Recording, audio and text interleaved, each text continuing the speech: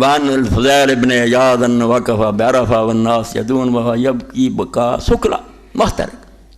حضرت فضیل ابن اياض رحمۃ اللہ علیہ کئی باری انہوں کا قصہ میرے درس تسی سن چکے، بے ڈاکو سی، گینگ بنایا سی، لٹدا سی، حافظ قرآن کو قید سنی، توبہ کر گیا،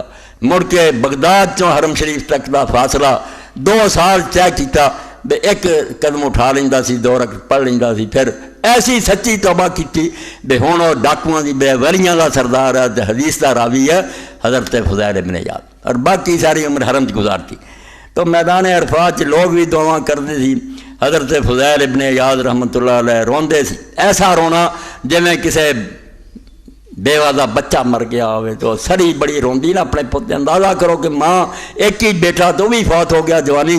جنہ اس طرح دا رو رہا سی۔ فلما قالت الشمس تسقط قبض على لحيته ثم رفع راسه الى السماء وقال واسعتها منك وان غفرت۔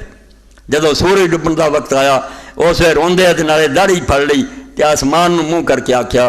بے نفس جے تو معاف بھی تینوں کرتا گیا نا تے تیری تد بھی کم بختی ہے، تیرے گناہ اتنے زیادہ کہ انہاں دا شمار ہی کوئی نہیں، تو گناہ کر کے اپنے آپ نے تباہ کر لیا۔ وانا بالادیان قال كنت بالموقف فرأيت شابا متركا منذ وقف الناس الى ان سكت الكرس۔ اے سنا رہا ہوں میں اور تسی اگر لے جائے اللہ وہ مشکل کوئی نہیں، چکے پر لا دے لے جائے، جنہوں نے امید بھی نہیں ہوندی کوئی اٹھ کھڑوندے لے جاندے، تے کچھ تے دا تھوڑا بہت ذرہ اس دل چ ہوئے نا، ایک کیفیت جڑی دا تھوڑا جا۔ تو ابھی دھیان آ کہ میں میدان عرفات سی، میں ایک نوجوان نو ویکھیا، بڈھا نہیں نوجوان، جنہیں سر چکایا سی، جدوں تو لوگ کھڑے ہوئے حتیٰ کہ سورج کی ٹکی جڑی سے غروب ہونے دا وقت آ گیا۔ فقلت یا ھذا ابسط یدک للدعاء، میں کیا خدا دیا بندیا تو کھڑا ہی رہا دعا نہیں کی، تو ہاتھ سے اٹھا دعا کر۔ فقال علی سما باشا، انہیں آخیا اللہ دے بندے کس طرح دعا کراں، میرے تے گھبراہٹ نہیں ٹاری ہے، اپنے آپ کو جدو دیکھنا اپنے عیب سامنے آنے بے ہاتھ پھیلاؤن دی ضرورت نہیں ہوتی۔ فقلت له هذا يوم العفو من الذنوب، میں آخیا اج دا دن گناہ دے معاف ہون دا دن ہے، کر لا۔ قال فبسط يده في بسط يده وقع میت، میرے قیدوں نے ہاتھ اٹھاتے مگر ہاتھ اٹھاؤں دے ڈگا مر جان نکل گئی۔ ایسا خوف تاری کہ کل قیامت دے دن خدا نے حساب نہیں دینا، جو کچھ کر لیا نا تو کوئی گل خدا تو لکی، ہر شے دے بارے رب جاندا، کچھ کر کے مر کہ اس سے سرخرو ہو جائیں۔ وانا الریاشی قال رأيت احمد بن مدبر في الموقف يوم شدید الحر وقد ظهر الشمس۔ ریاسی آیا کہ میں احمد بن مدبر نو ویکھیا میدان عرفات کے دن سی سخت گرمی دا،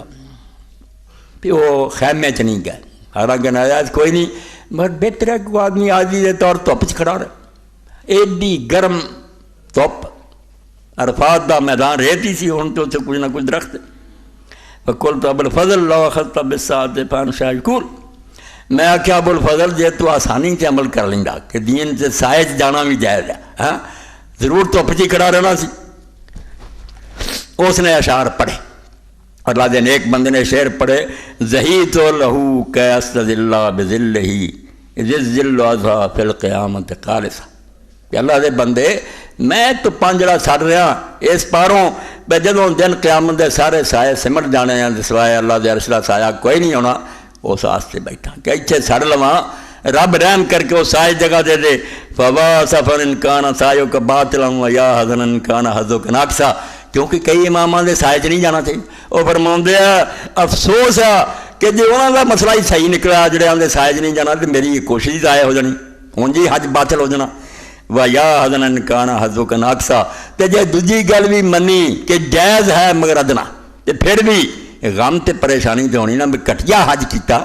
آلات اے نیکان یہ گل آخر دنیا ذالک الحافظ ابو الفرج فی مسیل الغرام، امام ابن الجوزی رحمۃ اللہ علیہ نے مسیر الغرام ساکن لی کہ جنہاں دے دلاں دا جوش مدم پہ گیا نا انہوں نے اگ لا دیاں کہ لا اشرف الاماکن، دنیا سارے تو اعلیٰ جگہ جڑی مکہ ادھر اور مدینہ